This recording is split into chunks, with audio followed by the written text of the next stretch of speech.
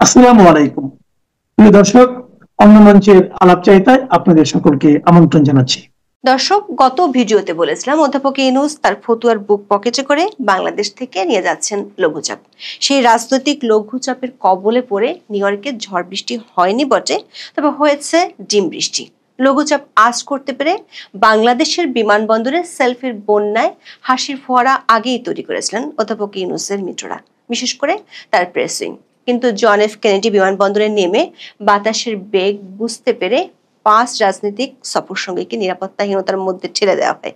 নিজেরা VIP protocol নিয়ে সুর করে চলে যান হোটেলে। ফলাফল, 1 বছর আগে যে যুক্তরাষ্ট্রের মাটিতে বসে রিসেট বাটন চেপে বাংলাদেশের অতীত মুছে দেওয়ার তথ্য হাজির করেছিলেন অধ্যাপক ইউনূস, সেখানেই 23 সেপ্টেম্বর চরম নাজেহাল হতে হলো তারই রাজনৈতিক সফর সঙ্গীদের। সুনির্দিষ্টভাবে বললে তারই নিয়োগকর্তা এনসিপি নেতাদের। অথচ সরকারি সফরে যাওয়ার সব ব্যক্তিরই একই ধরনের সুবিধা পাওয়ার কথা ছিল। অধ্যাপক ইউনূসের এমন আচরণে অনেকেই ক্ষুব্ধ। এমনকি সরকারের মিত্রদের অনেকেই সফর সঙ্গীদের বাঘের মুখে ঠেলে দিয়ে প্রধান উপদেষ্টা ও তার ঘনিষ্ঠজনদের নিরাপদ প্রস্থানের ঘটনায় ক্ষোভ জানাচ্ছেন।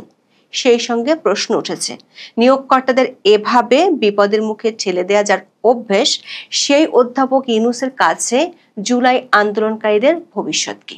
ডুবন্ত জাহাজের যাত্রীদের একা ফেলে যিনি পেছনের দরজা দিয়ে পালান, তিনি কেমন কাণ্ডারি? বিশেষ করে কিংস পার্টি এনসিপি নেতারা শুধু স্বার্থের বলে কিনা সেই প্রশ্ন উঠছে। কারণ গত 1 বছর ধরে বাংলাদেশের অভ্যন্তরে মব আর ডিম সন্ত্রাসকে যারা প্রেসার গ্রুপ বলে আখ্যা দিতেন, এখন তারাই নিউ ইয়র্কের ঘটনাকে বলছেন এটি শুধুই একটি অনাকাঙ্ক্ষিত ঘটনা, যেটি দেখবে কনসুলেট এবং ফরেন মিনিস্ট্রি। তার মানে কি এই, এতদিন যাদের উপর ভর করে ক্ষমতার মসনদে মজা নেওয়া হলো, তাদের নিরাপত্তা নিশ্চিতের বিষয়টি এখন খুব নিয়মতান্ত্রিক উপায়ে ভাবছে অধ্যাপক ইউনূসের সরকার। বিস্তারিত জানতে চলুন যাওয়া যাক বিশ্লেষণে।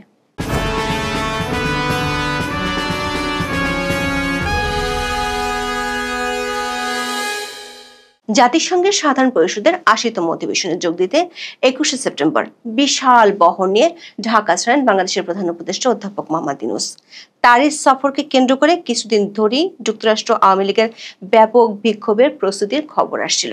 সরকারের পক্ষ থেকেও স্বীকার করা হয় বাস্তবতা। পররাষ্ট্র উপদেষ্টা তৌহিদ হোসেন 17 সেপ্টেম্বর সাংবাদিকদের বলেন, নিউ ইয়র্কে তারা বড় ধরনের বিক্ষোভের মুখে পড়ার আশঙ্কা করছেন। ব্রিফিংয়ে তিনি বলেছিলেন, বিক্ষোভ ঠেকানোর উপায় তাদের হাতে নেই। এমনকি নিউ ইয়র্কের বাংলাদেশ কনসুলেটের সাথে অধ্যাপক ইউনূসের নিরাপত্তা টিম যে বৈঠক করেছিল, সেখানেও বিষয়টি উঠে এসেছিল। নিরুপায় হয়ে অধ্যাপক ইউনূস বেছে নিয়েছিলেন দেশীয় কৌশল। কৌশলটি হলো বিভেদের রাজনীতি, দুপক্ষকে মুখোমুখি দাঁড় করিয়ে দেয়া, যেটাকে আমরা বলেছিলাম দেশীয় কার্যা বিদেশে নিয়ে যাওয়া। সে কৌশলে আকস্মিকভাবে সফর সঙ্গী করেন বিএনপি, জামাত এবং এনসিপির 6 নেতাকে। যুক্তরাষ্ট্র আওয়ামী লীগের কর্মসূচি মোকাবেলায় এই 3 দল পাল্টা শোডাউনের কৌশল নেয়। ধারণা করা হয়েছিল তাদের পাহারায় নিরাপদ হবে ডক্টর ইউনূসের দ্বিতীয়বারের মতো জাতিসংঘ যাত্রা। তবে আন্তর্জাতিক খেলোয়াড় বলে পরিচিত অধ্যাপক ইউনূস বাংলাদেশে বসেই বাতাসে বিপদের গন্ধ পেয়েছিলেন।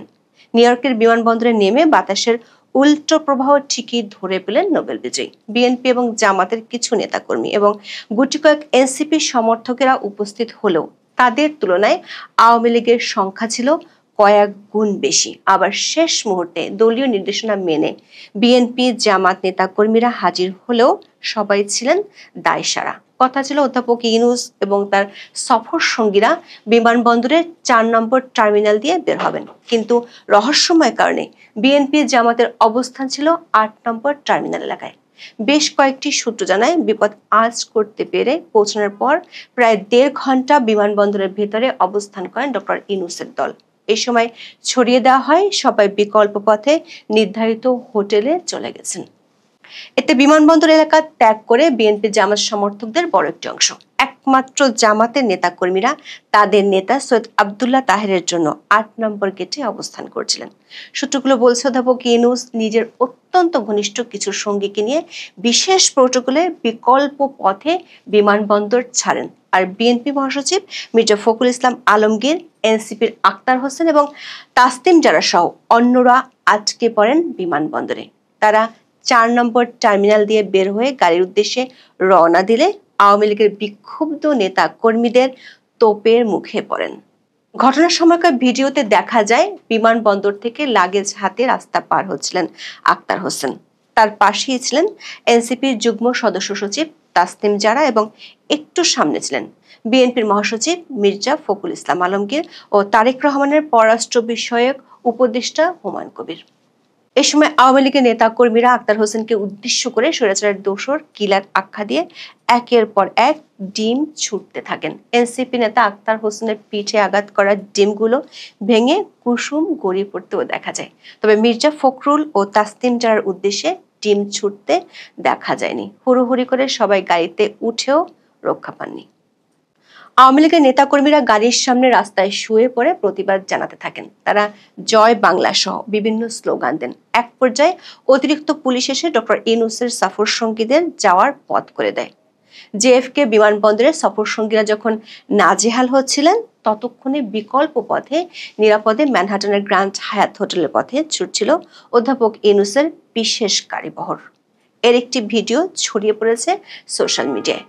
দেখা যায় কড়া পুলিশ প্রোটোকলে বাছাই করা কিছু সফর সঙ্গী নিয়ে বিকল্প পথে বিমানবন্দর ছেড়ে যাচ্ছে প্রধান উপদেষ্টার গাড়িবহর। এমন ঘটনায় প্রশ্ন উঠেছে, ডক্টর ইউনূসকে নিরাপত্তা দিতে যাদের উড়িয়ে নেওয়া হলো যুক্তরাষ্ট্রে, তাদের বিপদে ফেলে কি করে চলে গেলেন শান্তিতে নোবেল বিজয়ী? অনেকটা গাছে তুলে মই কিনে নেওয়ার মতো ঘটনার দৃশ্যায়ন হলো নিউ ইয়র্কের বিমানবন্দরে। সূত্রগুলো বলছে, প্রধান উপদেষ্টা নিরাপদে প্রস্থানের বহরের অংশীদার হয়েছিলেন বহুল আলোচিত প্রেস সচিব শফিকুল আলম। বিস্ময়করভাবে তার টিমের অন্তত এক সদস্যের সেই বিশেষ বহরের জায়গা হয়নি। আক্তার যারা নাজেহাল হওয়ার সময় প্রেস উইংয়ে সেই সদস্যকেও দেখা যায় ভিডিওতে। প্রধান উপদেষ্টার প্রেস সচিব মাত্র কয়েক মাস আগেই তিনি বাংলাদেশে মবের ত্রাসকে প্রেসার গ্রুপের কর্মকাণ্ড হিসেবে আখ্যায়িত করেন। জেএফকে বিমানবন্দরে প্রধান উপদেষ্টার সফর সঙ্গীদের নাজেহাল হওয়ার ঘটনা নিয়েও তার প্রতিক্রিয়া অনেকটা দায়সারা। গ্র্যান্ড হায়াত হোটেলে সাংবাদিকদের শুধু বলেন, এ ঘটনা অনাকাঙ্ক্ষিত। বিষয়টি বাংলাদেশ কনসুলেট এবং ফরেন মিনিস্ট্রি দেখবে। নিউ ইয়র্কের বিমানবন্দরে নাজেহাল হওয়ার ঘটনার চেয়ে বড় হয়ে উঠেছে ঘটনার সময় অধ্যাপক ইউনূসের ভূমিকা নিয়ে। তার দীর্ঘদিনের মিত্রসহ কিংস পার্টির নেতারা ক্ষোভে ফুঁসছেন। সাংবাদিক জুলকারনাইন সাইন ফেসবুকে লেখেন, আয়োজন করে যাদের অতিথি হিসেবে সাথে নিয়ে গেলেন তাদের নিরাপত্তার বিষয়টাও তো আপনার বিবেচনা করা উচিত ছিল ইউনূস সাহেব। ফ্লাইটের ভিতর এত খাতির যত্ন করে ছবি তুললেন, সেসব আবার ফলাও করে প্রচার করলেন, আর ল্যান্ড করার পর নিজে চলে গেলেন ভেজা বিড়ালের মতো নিরাপত্তার চাদরে, আর অতিথিদের অরক্ষিত রেখে এমন অপমানজনক পরিস্থিতিতে ফেললেন। ফ্লাইটের ভিতর যেসব সরকারি কর্মকর্তারা এত মাখামাখি করে ফটো সেশন করলেন, আপনারাই বা কোথায় ছিলেন? সম্মানিত ব্যক্তিদের রেখে স্রেফ হাওয়া হয়ে গেলেন। Shame on you all. দর্শক, এনসিপির আক্তার যারা তো ডক্টর ইউনূসের সফর সঙ্গী, সবাই তো একই ফেরিতে থাকার কথা ছিল, কিন্তু ডিমের আঘাত যখন এলো তখন ফেরি যেন ডুবন্ত জাহাজ, ক্যাপ্টেনের হদিস নেই। প্রশ্ন উঠেছে, এমন এক সুবিধাবাদী ক্যাপ্টেনের পিছু নিয়েছে কেন এনসিপি? আবার সেই ক্যাপ্টেনের সিপাহসালার বলছে এটা শুধুই অনাকাঙ্ক্ষিত ঘটনা।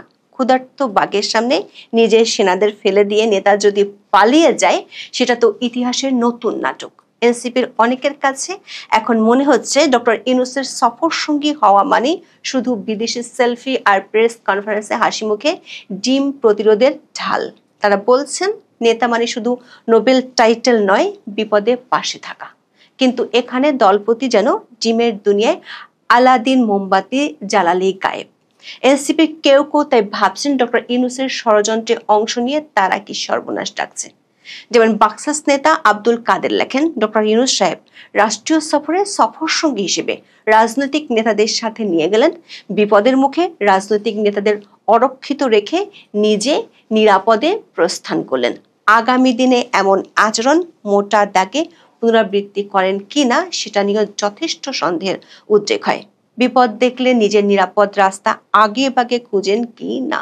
এনসিপির বেশ কয়েকজন নেতাও এই ঘটনায় আক্ষেপ ও হতাশা জানিয়ে পোস্ট দিয়েছেন।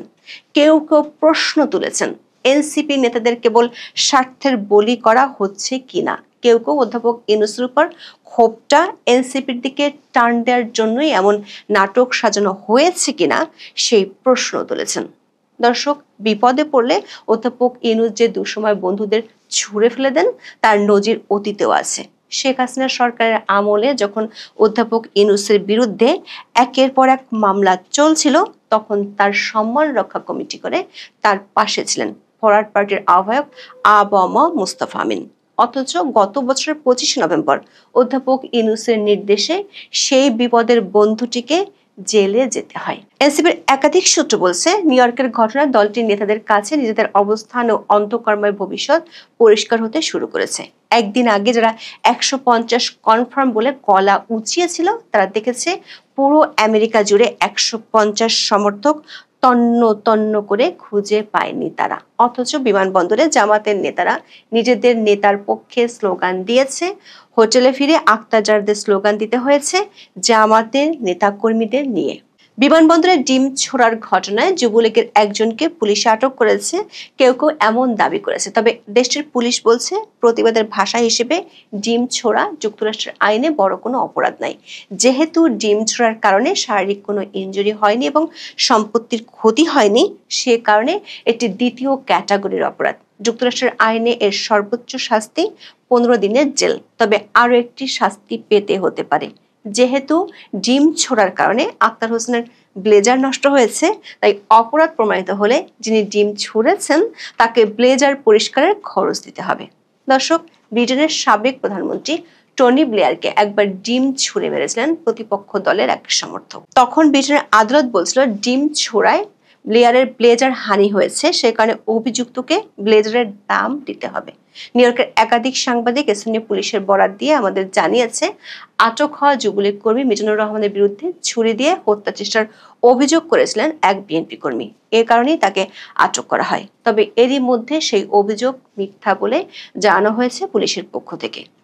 কাল কোর্টে হাজির করা হলে তিনি ছাড়া পেতে পারেন। দর্শক, সামাজিক মাধ্যমে বিদেশের মাটিতে আওয়ামী লীগের এমন ডিম ছোড়ার নিন্দাও অনেকে করেছেন। তারা বলছেন, এতে দেশের ভাবমূর্তি ক্ষুণ্ণ হয়েছে। আবার আওয়ামী লীগের সমর্থকরা বলছেন, গত 13 মাসে যেভাবে মুক্তিযোদ্ধাদের জুতার মালা পরানো হয়েছে, আদালত পাড়ায় ডিম ও মব সন্ত্রাস করা হয়েছে, সেগুলোকে ভাবমূর্তি আর মানবাধিকার উজ্জ্বল করেছিল। সরকারের সূত্রগুলো বলছে, অধ্যাপক ইউনূসের টিম চেয়েছিল প্রধান উপদেষ্টার উপর যে ক্ষোভ গত 13 মাসে জন্ম নিয়েছে, সেটি যেন ডাইভার্ট হয়ে এনসিপির দিকে ঘুরে যায়। জেএফকে বিমানবন্দরে যা ঘটেছে তাতে ইউনূসের টিম কিছুটা হলেও লক্ষ্যে সফল হয়েছে। জেএফকে বিমানবন্দর এলাকায় আক্তার হোসেনকে যারা ডিম ছোড়েন তাদের মধ্যে মিজানও ছিলেন। ওই ঘটনায় তার বিরুদ্ধে আইনভঙ্গের অভিযোগ পুলিশ না তোলায় দুশ্চিন্তা আরো বেড়েছে অন্তর্বর্তী সরকারের। যুক্তরাষ্ট্রের মাটিতে সামনের 10 দিন এ ধরনের আরো ঘটনার মুখোমুখি হতে হবে কিনা সেই শঙ্কাও বাড়ছে। গতকালের ভিডিওতে আমরা জানিয়েছিলাম, ইউএস এর ফরেন অফিস এরই মধ্যে বাংলাদেশ মিশনকে একটি পরামর্শ দিয়েছে। সেটি হলো, ডক্টর ইউনূস ও তার সঙ্গীদের খুব বেশি প্রয়োজন না পড়লে হোটেলে বন্দী থাকা। সব মিলিয়ে জাতিসংঘে দ্বিতীয়বারের সফর আসার পরিবর্তে হতাশা হয়ে এসেছে অধ্যাপক ইউনূস এবং তাদের মিত্রদের জন্য। যে সফরটি হতে পারত নিজেদের মধ্যে বিশ্বাস দৃঢ় করার উপায়, সেটির জন্ম নিচ্ছে একের পর এক অবিশ্বাস। এখন এ পর্যন্ত। সবাই ভালো থাকুন, সুস্থ থাকুন, নিরাপদে থাকুন। দেখা হবে আগামী পর্বে।